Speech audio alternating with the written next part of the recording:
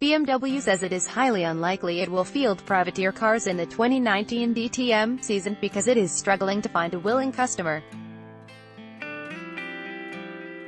Both Audi and BMW agreed with DTM promoter ITR last year to field a pair of customer cars each to keep grid sizes healthy, following Mercedes' departure.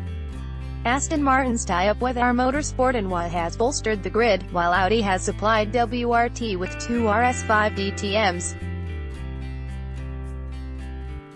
WRT has now signed Formula 3 racer Jonathan Aberdeen to one of its seats and has admitted to struggling to find a driver for the second car. BMW Motorsport boss Jens Marquardt indicated BMW had been searching for customers, but said at the Sebring 12 Hours it was now unlikely to find one. The agreement with ITR was we would get ourselves set up and be prepared to supply two cars to someone who can run that self-sustainable program, said Marquardt. So far we haven't really found anyone.